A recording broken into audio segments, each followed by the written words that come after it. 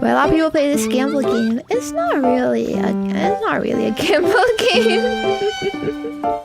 Also because it's fun. It is actually pretty fun. But I do think for a lot of people, it's maybe like their first gacha game or their first one in a while, and they fall to like propaganda too hard, you know, thinking they need to spend money and all of that. You know, oh, I gotta get the MLB kit, it's on black, you know, and then they way overspend. They get mad at the rates, like, what is this? I'm not getting anything. You know, well, yeah, that's actually normal how it is. But it does feel bad in this game because, you know, like you do really want like improved cards. You want like the cute Umas, you know.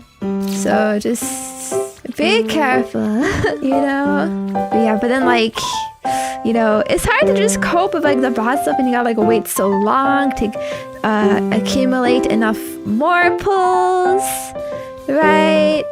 You know, you gotta wait so long for like the good banners. Like we got Kida's on black now, and she's gonna come back, but it's gonna take like a few months until then, you know? And so what? You just can't spend on anything until then? Well, I mean, yeah, you gotta go months and months and months with what you have. That can be hard. I tried to get cute Tiger Girl and ZZZ. I failed 50-50 pity, and my friend got it in 10 pulls. I quit. Ooh. You can't fall to the rage, okay? These games, it's a mental battle, all right? You know, like it's like any sport. It's like chess.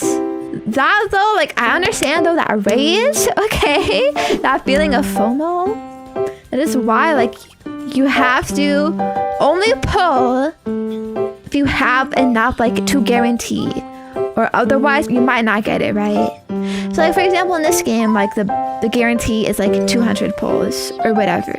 Honestly in this game it's really bad if you pull under 200 pulls. Like at least in other games the pity will carry over, right? So you can just throw pulls at like anything and it'll be fine. It's all gonna like count to like whatever your future goals. But in this one, if you fail your pulls and you're not able to like redeem it, the only pity system they have here is the 200 spark thing.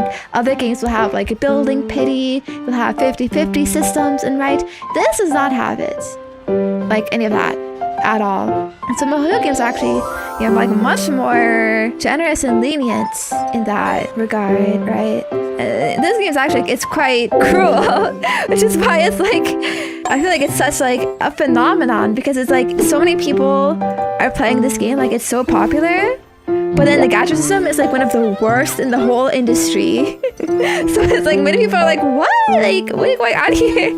You gotta be patient. You gotta have self-control. You gotta know like what you want. Go for like the long-term planning, you know?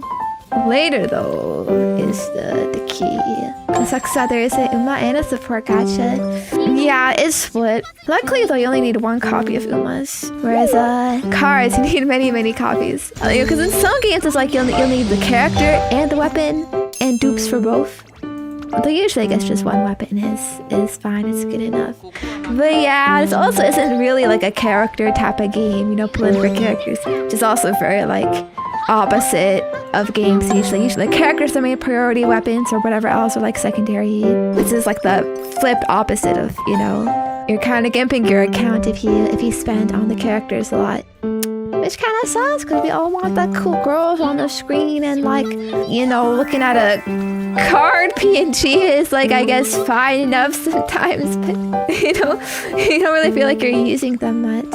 I mean, they show up in your training, I guess, but that's the extent of it.